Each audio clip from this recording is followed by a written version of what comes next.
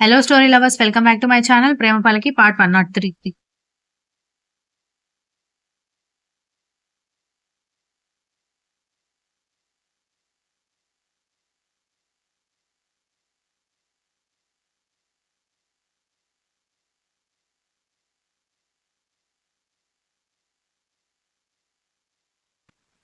మీతో మాట్లాడాలి అంటే నోరు లేదంటే ఫోన్‌లో డేటా బ్యాలెన్స్ సరిపోదా? నా మొహంతో ఏంటి పని? నువ్వెలా ఉన్నావో నాకు తెలియాలి గదా! అంటే అందంగా లేకపోతే లవ్ చేయరా మీరు?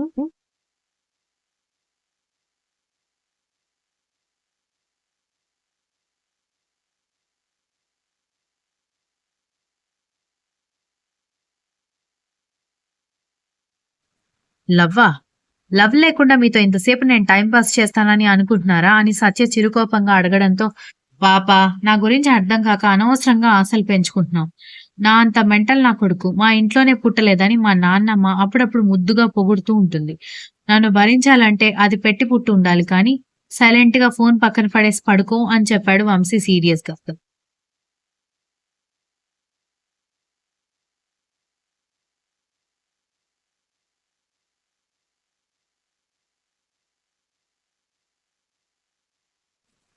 నీకంటే ఘోరమైన మనుషుల్ని భరించే ఆడవాళ్ళు ఈ లోకంలో. నేను నీతో లైఫ్ ఆ మాత్రం పంచుకోలేనా ఏంటి? అని తిరిగి అడిగింది సత్య. నువ్వు కావాలనే నన్ను ఇరిటేట్ చేస్తున్నావు. నీకు ఉదయాన్నే వీధి చివర కూర్చునే అంత ఖాళీ, నైట్ నిద్ర మానుకుని కూర్చుని చాట్ చేసేంత తీరిక ఉందేమో కానీ నాకు ఆఫీస్ ఉందమ్మా.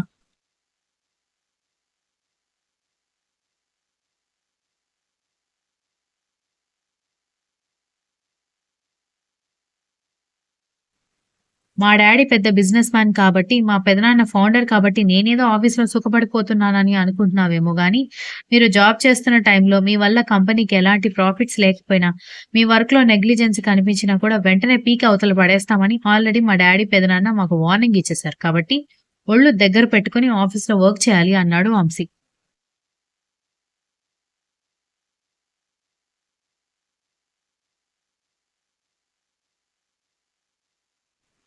నిజమా? సత్య ఆశ్చర్యంగా అడగడంతో, లేకపోతే బిజినెస్ మాగ్నెట్ కొడుకు అయిపోగానే పగలు 2 గంటలు ఆఫీస్‌లో కూర్చొని నైట్ పార్టీల వెంట తిరిగితే సరిపోతుందనుకున్నావా ఏంటి?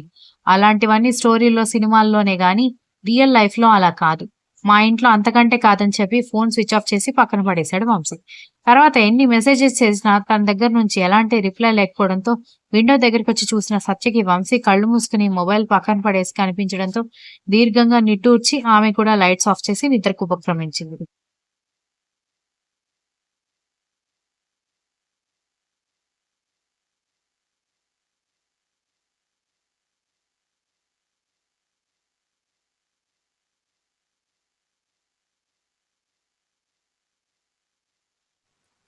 మే ఐ గెట్ ఇన్ సార్ అన్న గొంతుకి కమ్ అని ఆదిత్య పర్మిషన్ ఇవ్వడంతో లోపలికొచ్చి సార్ కొత్త ప్రాజెక్ట్ కి సంబంధించిన ఫైల్స్ అని అతని టేబుల్ మీద పెట్టి సైలెంట్ గా నిలబడింది నిత్య. ఆమె తన వైపు ఓరగా చూస్తుంది. బయటకొచ్చినప్పుడు లైన్ వేస్తుంది కానీ ఎప్పుడూ చొరవగా మాట్లాడడానికి ప్రయత్నించకపోవడంతో ఆదిత్య ఒక క్షణం ఆమెను చూసి ఆ ఫైల్స్ అన్ని చెక్ చేసి ఓకే అన్ని ఎర్రర్స్ ఫ్రీగా ఉన్నాయి. తర్వాత ప్రాసెస్ కంటిన్యూ చేయొచ్చు అన్నాడు.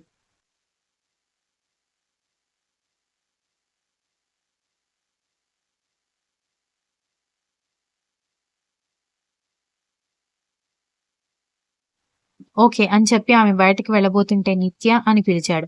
టక్కున ఆగిపోయి కళ్ళు గట్టిగా బిగించి వెనక్కి తిరిగి చెప్పండి సార్ అని అడిగింది. వర్క్ అయ్యాక నువ్వు ఫ్రీగా ఉంటే కాఫీకొస్తావా అని అడిగాడు.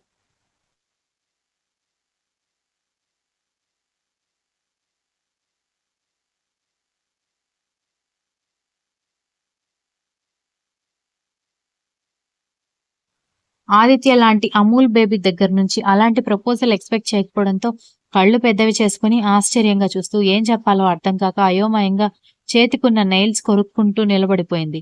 ఆమె టెన్షన్ గమనించి నాతో కాఫీ షాప్‌కి రావడం ఏమైనా ప్రాబ్లమా అని అడగడంతో నేను అందుకు టెన్షన్ పడట్లేదు సార్.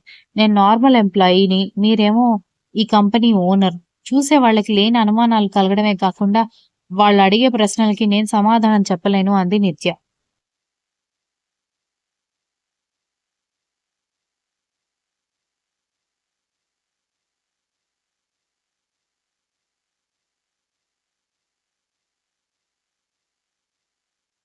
అయితే నీకెలాంటి ప్రాబ్లం లేదు కదా అని చిన్నగా నవ్వుతూ అడిగాడు ఆదిత్య. నా లిమిట్స్ గురించి నేను ఆలోచించాలి కదా సార్, ఇబ్బందిగా చెప్పి తల తిప్పుకోవడంతో, నువ్వు నేను ఏమైనా కలిసి వెళ్తావా చెప్పు? ఇక అంతగా భయం ఉంటే ముందు నేను వెళ్ళి కాఫీ షాప్ లో వెయిట్ చేస్తాను, తర్వాత నువ్వు మెల్లగా రా అని చెప్పాడు.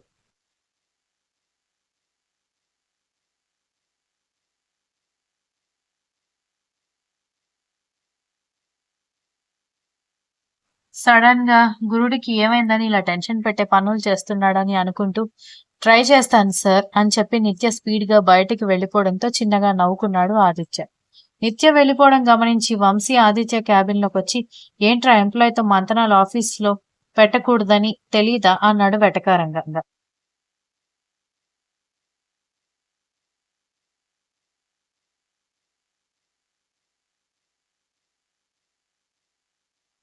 నోరు మూసుకోరా, అలాగే వదిలేస్తే మరి గువ్వపిట్లలాగా సైలెంట్ గానే ఉండిపోతుందని టెన్షన్ వచ్చేసి కాఫీకి పిలిచాను గాని మేడం కాఫీకి రావడానికి చాలాసేపు ఆలోచించారు అన్నాడు.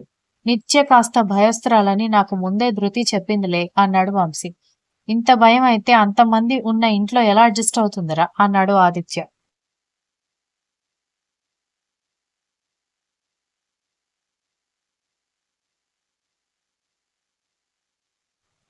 ఆహా! సో పార్ట్నర్‌ని డిసైడ్ చేసేసుకున్నావన్నమాట అని వంశీ టీజ్ చేస్తున్నట్టుగా అడిగేసరికి, నేను టైమ్ పాస్‌కి కాఫీ షాప్‌కి, పార్క్‌లకి రమ్మనే టైప్‌లాగా అనిపిస్తున్నానా? షీ ఈజ్ ఇంట్రెస్టింగ్ అన్నాడు ఆదిత్య. అబ్బా! మా ఆదన్న పెళ్ళికొడుకు ఆయనే అని వంశీ ఆదిత్య టేబుల్ మీద దరువు వేస్తుంటే స్మైల్ విసిరి కొట్టి ఆదిత్య ఫోర్స్‌ని వెంటనే క్యాచ్ చేస్తూ, నా గ్లామర్ దెబ్బతినిపోదు. అసలే ఈ మధ్య నాకు ఫ్యాన్స్ ఎక్కువైపోయారని రాత్రి చాటింగ్ గుర్తు చేసుకుంటూ చెప్పిన వంశీ వైపు డౌట్‌గా చూస్తూ, ఫ్యాన్స్ ఎక్కువయ్యారా అని అడిగాడు.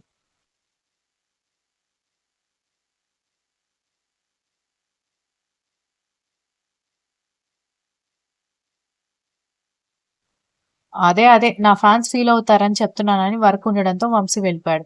దితి టైం పాస్ అవ్వక వదిన గదిలోకి వెళ్ళేసరికి, అబ్బా మహాప్రభు, గంట ముందు పెద్దత్తయ్య వచ్చి హెల్దీగా ఉంటుందని ఒక సూప్ ఇచ్చి వెళ్తే, ఆ తర్వాత 3 సార్లు చిన్నత్తయ్య వచ్చి 3 గ్లాసులు జ్యూస్ నా పొట్టలో పోసిపోయింది.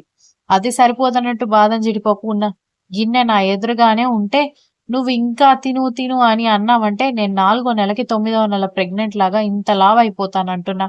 గగనాన్ని చూసి నవ్వుతూ వెళ్లి పక్కన కూర్చుంది.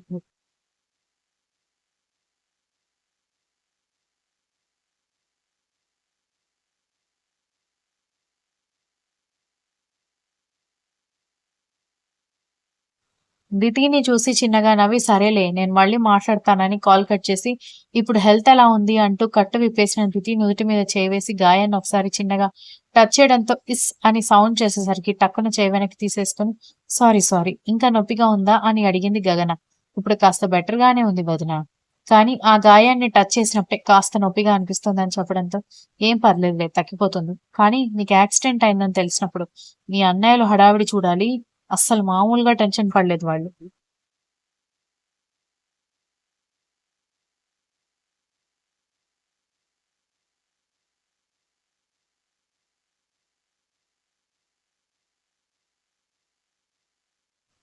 మీ అందరిని చూసాకే నాకు కూడా ఇలా ఇంతమంది అన్నయ్యలు ఉంటే బాగుండనిపించింది. కానీ ఏం చేస్తాం, సింగిల్ చైల్డ్‌తో సరిపెట్టుకున్నారు మా ఇంట్లో అని చెప్పిన గగనం చూసి నవ్వుకుంది దితి.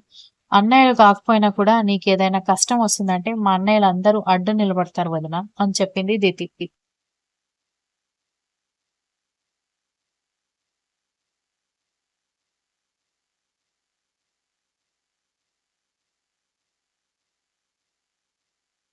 గగన చిన్నగా స్మైల్ చేసి వదిలేయడంతో, మరి ఆంటీ అంకుల్ నిన్ను ఇంటికి రమ్మని అనట్లేదా అని అడిగింది.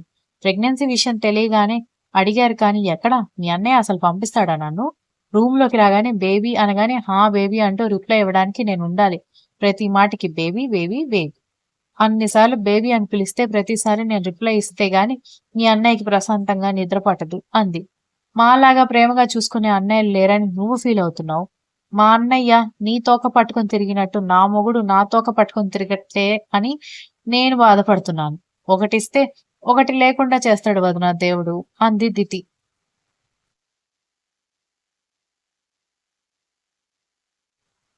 Continues. If you like this story, please like, share, comment, and don't forget to subscribe.